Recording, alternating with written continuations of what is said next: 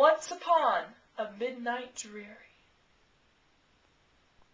while I pondered, weak and weary, over many a quaint and curious volume of forgotten lore, while I nodded, nearly napping, suddenly there came a tapping,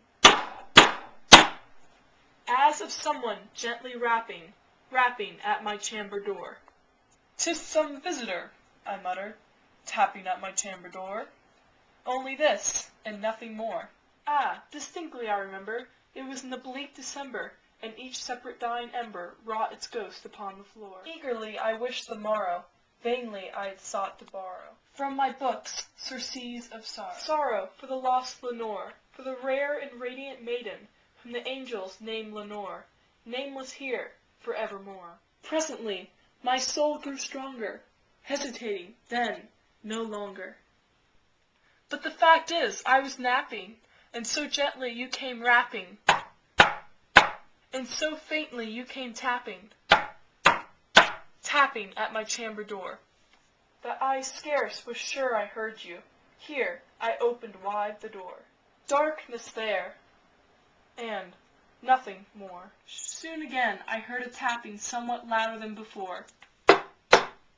"Surely," said I, "surely that is something at my window lattice. Let me see then what threat is, and this mystery explore. Let my heart be still a moment, and this mystery explore.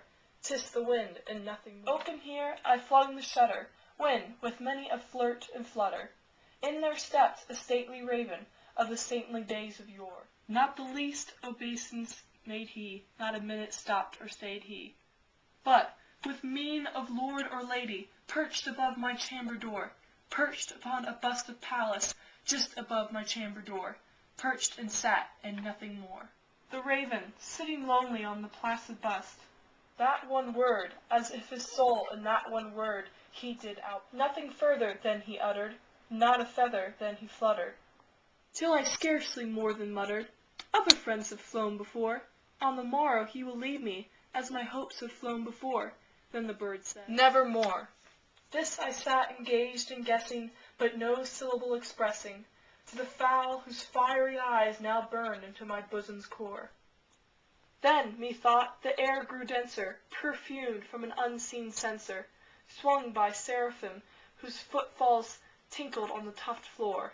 "Wretch," I cried, "thy God has lent thee, by these angels he has sent thee, respite, respite, and nepenthe from the memories of Lenore."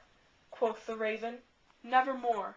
But that word, our sign of parting, bird or fiend, take thy beak from out my heart, and take thy form from off my door." Quoth the raven, "Nevermore." And the raven, never flitting, still is sitting on the pallid bust of Pallas just above my chamber door. And his eyes have all the seeming of a demon's that is dreaming, and the lamplight over him streaming throws his shadow on the floor. And my soul from out that shadow that lies floating on the floor shall be lifted nevermore.